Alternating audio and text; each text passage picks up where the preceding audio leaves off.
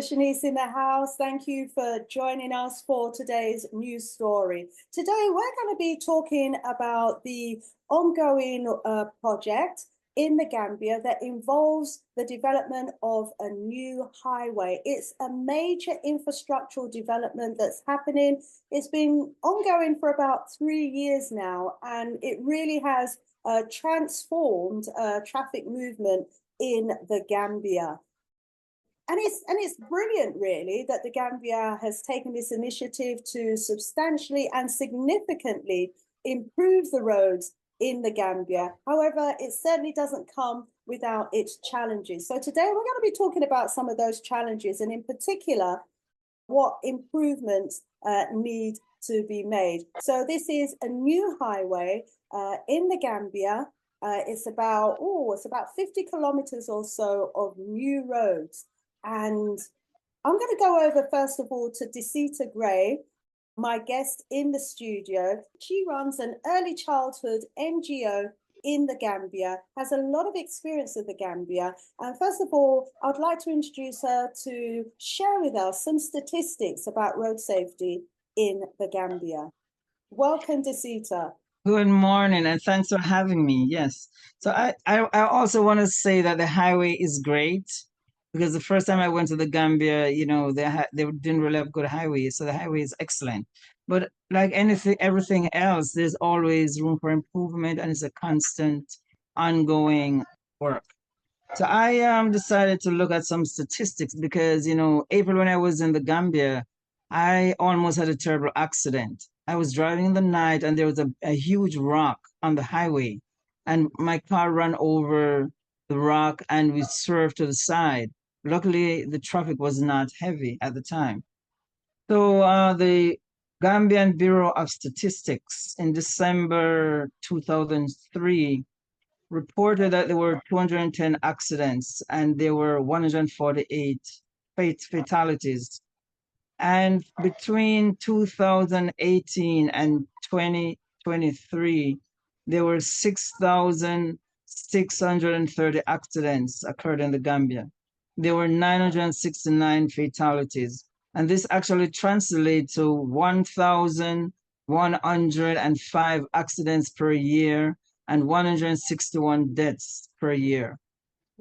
Now, since January 24 to May 24, they have reported 102 accidents have been reported in the Gambia. So it just goes to show that this discussion about safety on the highway and pedestrian safety in general is really necessary.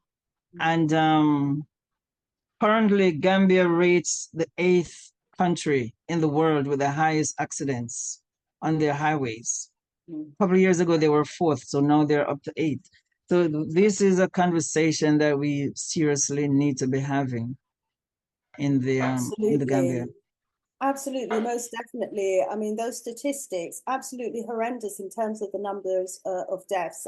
It's good that we can see improvement is being made. They were, as you said, the 4th most highest country for accidents on the road, but now, you know, they're down to the 8th, but still very high up on the league table. Let's go over to Sekou Niang, who is a planning officer in the Gambia and has a lot of experience of riding a motorbike on the roads and used to manage cluster workers or be a cluster worker that used motorcycles as the main mode of transport on the roads in the Gambia and has stories to share. Welcome, Sekou. How are you?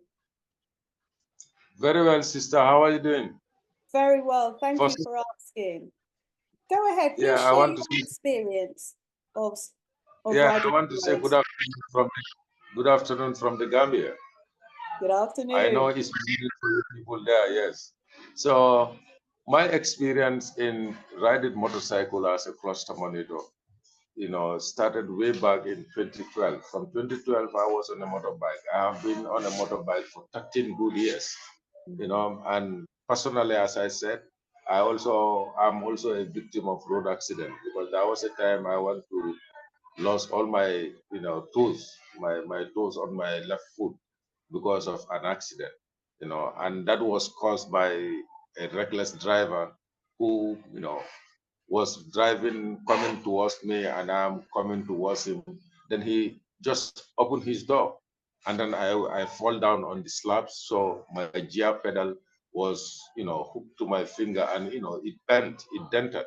So that was about to cut my fingers and my toes on my leg. So, but it wasn't that serious. I was able to heal up, but still, my colleagues are getting into accident. A lot of cluster monitors are involved in an accident. Another one, was even amputated now. His one leg is cut off because of the accident. Of recent, last week, one of our colleagues also was involved in an accident. And that one, he was just trying to avoid a little girl who was crossing the highway without looking at the road. So he felt if he should knock the child, she is going to die.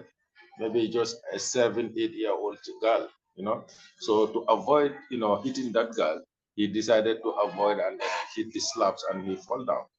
But currently, he's having a problem on his knee and he's supposed to undergo a surgery, which is going to cost a lot of money. And then that was done, in fact, when he was conducting examination, external examination. He was from, submitting the scripts, going back home, it was about to rain, and this unfortunate thing happened, which is common among cluster monitors. Some of them died. From experience some years ago, another cluster monitor in the provinces was riding also at the bend. He happened to meet with a cow. When he hit the cow, that's where he fell down, and that was the end of him. All the head got messed up, because the helmet, fly off from the head, and then the way hit on the road, so it just messed up all the head, and he died instant. Before people realized that there was an accident, he have been there for almost an hour or two. You see, so these are some of the unfortunate experiences that my colleagues have. You have a lot of them all over the region, all over the country, from region 1 to region 6, because we have 6 educational regions, and each region has cluster monitors. So altogether, we have almost 84 cluster monitors, plus the itinerant teachers we call the polyvalent itinerant teachers who help the special needs students. Some of them are also riding. So in total, you can talk about 96 personnel on motorcycles, daily riding motorcycles. So we realize, it's unfortunate and the risk is too great. So as I was saying, that is the risk. That are some of the experiences, about the road, people on the motorcycle. Personally, I have experience on that. And then, you have a lot of unfortunate things happening on this road. You need And to I stop think the people noise. I think people need to be sensitized. People need to be sensitized about the road, how to use the road, to know the safety, precautions that you can do. And then, signs should be available. Maybe a lot of people cannot ride, but then they should have picture signs that will tell people how to cross the road, how to behave on the road, and how to relate on the road. That way it can help. But otherwise, a lot of people are definitely undergoing stress. Okay. Thank you so much, Brother Sekou, for sharing your story. So as you've heard so far, family, we've heard the statistics regarding the number of accidents and fatalities on the road in the Gambia. There's a lot of room for improvement. We've heard from Sekou there, the daily challenges that they experience on motorcycles on the road. And, obviously I have firsthand experience as well of those highways in the Gambia. And as wonderful as it is, having the highways to get us from A to B far more quicker than the time it used to take, there is a lot of room for improvement. Sekou was saying that people, children, adults need to be sensitized about road safety. Earlier behind the scenes, he was reminding us of the songs that we used to sing in primary schools that would make us be more road safety conscious. Look right, look left, look right again. And when nothing is coming, then you cross. And also very importantly, drivers need to be sensitized as well about road safety, because there's so much room for improvement from the drivers as well. Plus road signs, pedestrian crossing is a major issue. Desita, Yes. you were saying earlier about the need for improvements for pedestrian crossings. Do you want to say a little bit about that, Yeah, please? sure. Yeah, I just have, because, you know, challenges are one thing, but we always have to have some solutions. And I just thought about some things that, you know, we could do now, right? We will have crossing guards at the schools, because I notice when I'm driving, the children are crossing. There's no one to help them cross. They just run across the street, which is not very safe. And you're Excellent gonna have more. idea. We used to call them the lollipop man or the lollipop lady. They would Yeah, stop the exactly. And traffic then you're and creating guide you. jobs for someone also. And then you could have more sleeping policemen. And most important, in Absolutely. On stone. the sleeping policemen, can I just add that they Sure. need to be painted white as well, so that at night, when you're driving Yeah. down those highways, you know that there's a sleeping policeman up ahead, because otherwise, an accident Yes. can easily happen if someone's going over those sleeping policemen at a great speed. So those humps need to also be strategically positioned. For example, on approaches to roundabouts, on approaches Exactly. to junctions, on approaches to turning off. So on the approach on both sides of the highway, of each turning off and at each of the roundabouts, there needs to be a sleeping policeman, and those sleeping policeman humps need to be painted white so that you can see them. You can reflect at night. And that they reflect at night. Absolutely. Exactly. And also we need overhead pedestrian crosswalk above the highway, because That would it's be ideal, yeah, yeah, for people, so that yeah, they don't have to exactly. cross the highway at all, because it's like running the gauntlet. It's like, you know, every time you try to cross the highway as a pedestrian, it's like you have your life flash in front of you. It's that dangerous. Cars are coming Exactly. down 80 miles an hour or so, great speeds. And then you have children and the elderly who are trying to Exactly. cross the highway. So Exactly. more care definitely needed to help and assist people crossing the highway. Right. And also we should be teaching pedestrian safety in schools. That should be a Most part of the definitely, curriculum, you know? definitely. And that should start in kindergarten. Also facilitate workshops, family workshops, to just talk about safety and the importance of life, because Black lives should matter everywhere. Absolutely. And yeah, so I think that's very important. And drivers, I'm not sure if drivers take safety classes before they get a license. So there needs to be formal learning before you get a license, so you understand the road safety and, you know, road rules and all that. And pedestrian safety should be first, because sometimes the drivers speed up when you're trying to cross the street. I've observed that myself, you know, and as a senior, I mean, as a senior myself, I need to cross the street and without trying to run. I know I don't look like a senior, but I am.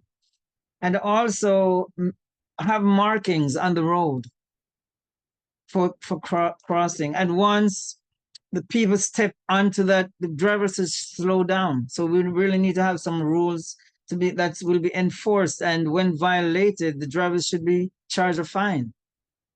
So maybe they'll take it serious. That would definitely bring about change, wouldn't it? If drivers Exactly.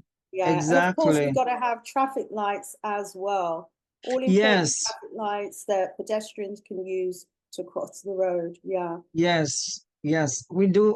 We do understand that traffic lights is going to take money, but these other things you could start that now, like marking, you know, painting the road, you know, having a crossing. You know, those can be immediate. But we do need traffic lights. Yes, indeed. And so those are some of my suggestions. Thank you so much for those suggestions, Desita. And we welcome the suggestions welcome our audience as well to make suggestions in the comments section about how the roads and the highway in the Gambia can be improved. So yeah, we're just adding to the conversation and the debate, or if it's not already happening, you know, initiating that conversation about how we can improve road safety in the Gambia and at the same time save lives. Thank you so much. Thank you very much. Thank you for joining us, and Sekou in his absence, we thank you so much for joining us today. Sister Have a great day. Out of here for now. Thank you so much. Have a great day too. Bye for now.